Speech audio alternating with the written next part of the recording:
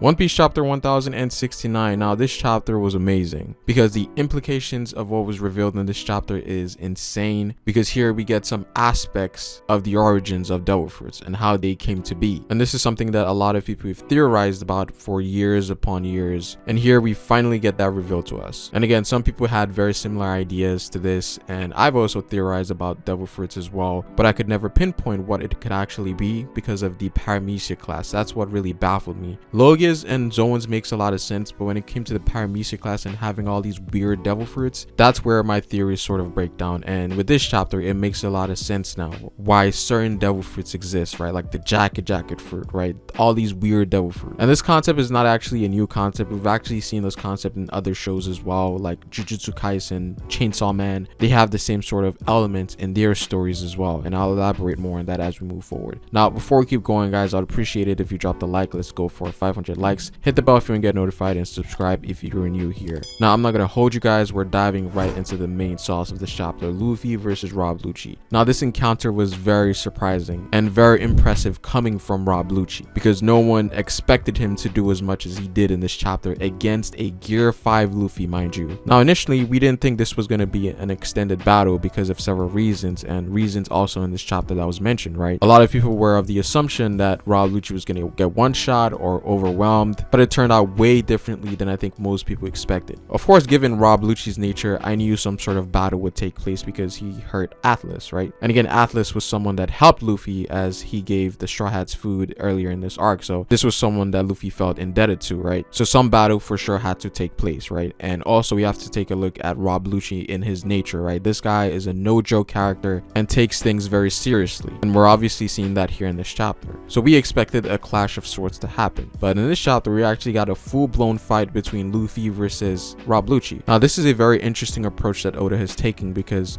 both of these characters actually go into their final form, or their best form, to fight, in which Luffy goes into Gear 5 and then Rob Lucci goes into his awakening form. Now this means a lot when you break it down, because if Luffy felt like he needed to go into Gear 5, that should mean that he respects Lucci's strength, right? Or at least he deemed Gear 5 necessary in order to fight Lucci, even though I don't think Gear 5 is necessary. But this is still very impressive from Rob Lucci's standpoint though, because Luffy going into Gear 5 definitely gives Rob Lucci some clout here in terms of combat ability, which we actually do see that Rob Lucci was able to hold his own for quite a bit, right? So again, this is very impressive coming from Rob Lucci. A lot of people thought he would get one shot, this and that, but Oda is showing us that other characters also had gains while Luffy was becoming stronger. So these characters didn't necessarily just stay stagnant, and I think this is an idea that people should believe more in, because I don't think that characters are just staying in one place doing nothing and not becoming stronger, right? Especially characters that have been in the pre-time skip and have then returned into the post-time skip, right? Especially those characters. I feel like we should put more value on those characters becoming stronger, and we're obviously seeing that this is the case with Rob Lucci as well, so this is great. I like how Oda is portraying previous villains that Luffy fought. I'd also like the respect that the Straw Hat crew received in this chapter, in which, because now that they're a Yonko crew, CP0 actually needs permission to actually engage them, right? Because this is something that could result in a war. So we've come to the point in the story in which the Straw Hat crew are treated as the very top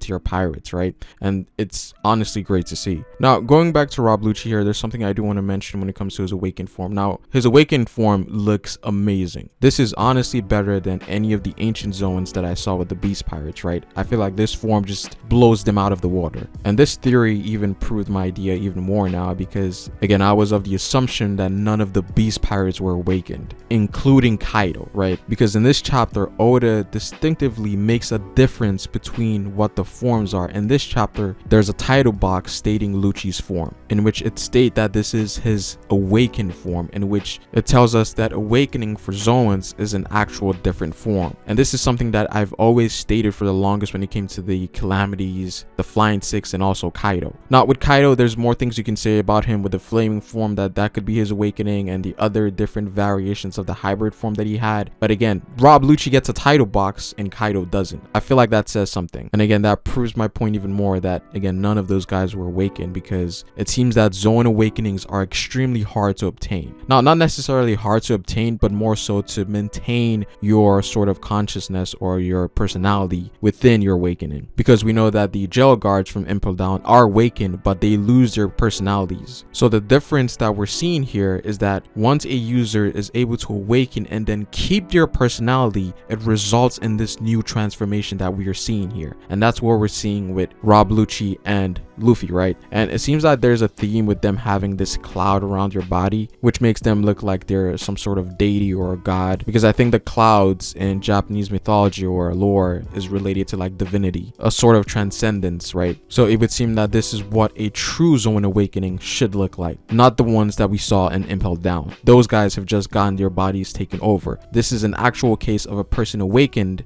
but also retaining their personality. So there's two different cases for awakening for Zoans that we've seen thus far, and I like where Oda is taking this because this is really great. And again, I think this chapter definitely confirms my idea of none of the Beast Pirates been awakened, which is very disappointing because in this one chapter I feel like Rob Lucci just destroyed the Beast Pirates in terms of just like ability control, even though the Beast Pirates were majority Zoan users, and not only regular Zoans, ancient Zoans at that, and some mythicals in there. So again, with the Beast Pirates, disappointing, but that's the past. But this chapter might have just confirmed that Zoan awakenings might be the hardest to achieve because you have to have some sort of resilience in order to not get controlled by the devil within Zoan devil fruits, because Zoans have a will of their own. And even Vegapunk states that this is a very rare sight to actually see people retain their personality as they awaken. I might talk about this in a separate video because I think this is really interesting. Now, when it comes to the battle between Luffy and Lucci, I do think that Luffy is sort of holding back here as well, because even though they seem to be sort of having an equal exchange right now, I do think that Luffy definitely has the edge because he hasn't used his full abilities. But then again, we haven't seen Rob Lucci's full abilities, but I don't think that Rob Lucci is on Luffy's level at this point in time. Eventually, Luffy is going to take a more serious approach to things and use more deadly abilities such as Conqueror's Haki, which we know is one of the better offensive power that he has at this point in time,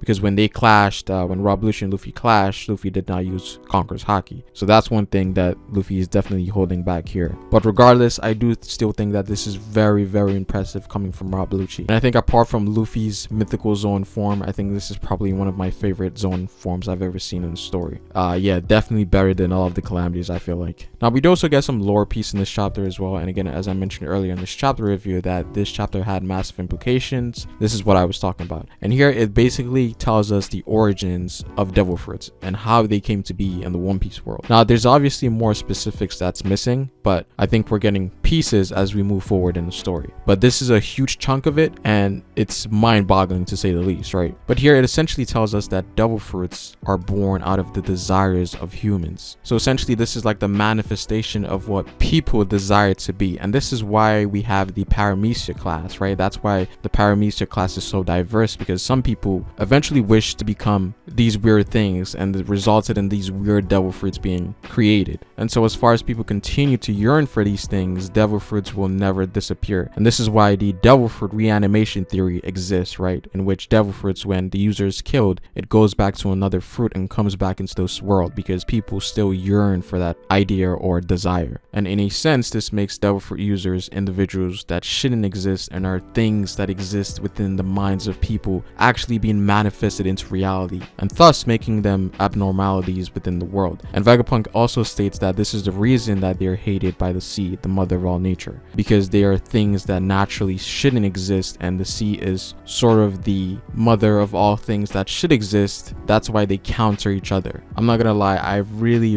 like this explanation that we got here, because it just puts everything into perspective and it makes a lot of sense as well. So this was a very cool reveal, and I think there's definitely more as to how they were created, because then we have to imagine how they were put in devil fruits, right? In fruits specifically. That's one part that we have to think about. And again, when it comes to the mother of nature, the sea, I feel like this ties into Imu-sama as well, because Imu-sama in reverse also means Umi, which means sea. So Imu might be like the manifestation of the sea or something. So again, there's definitely a lot to be talked about here, because this serves as a foundation to a lot of theories that we could make now. This would definitely be a topic for a good video, I feel like. But yeah, this is a crazy reveal, guys. Now, moving on to the final section of this chapter, we finally come to see an encounter between CP0 and the Seraphims with Sentomaru. And here we learn that CP0 couldn't really do anything because there's a rank of authority of who uses the Seraphims. And here we get the 4 levels, in which the 5 elders are first, then we have Vegapunk and his 6 satellites as second, third we have Sentomaru, and then fourth we have the holder of a authority chip. So in this situation, because Sentomaru is here, CP0 has no right over any of the pacifistas. So this put the CP0 in quite a pickle here. Now, in the previous chapter, talked a bit about Sentomaru's allegiance as to where he stands. And in this chapter, it confirms that he's more loyal to Vegapunk than the Marines, because it would seem that Vegapunk played a role in his past. So he chose to go against CP0 here. What's also very interesting about Sentomaru is that he also has ties to Kizaru. Now, this is solely based on the fact that Sentomaru called Kizaru uncle back in Saboti. Now, that isn't much substance, but I definitely think it means something, right? I feel like those two might be connected in some way, shape, or form. And talk about Kizaru, we do know that Kizaru is actually coming to Egghead and that he's already on his way there. So we have an admiral coming soon, and that definitely spells trouble. But again, we do know that Kizaru has ties to these characters that we're seeing here in Egghead, right? He has ties to Vegapunk and Sentomaru. So I feel like it might not necessarily be a crazy clash that we think it's gonna be, because I feel like Kizaru is definitely hiding something. We might get more to his character when he arrives. Now, towards the end of the chapter, we do see Sentomaru get fatally injured here. As it would seem, we're not sure if he's actually down for the count, but this is Lucci's way of getting control of the pacifistas so that they would obey his orders. So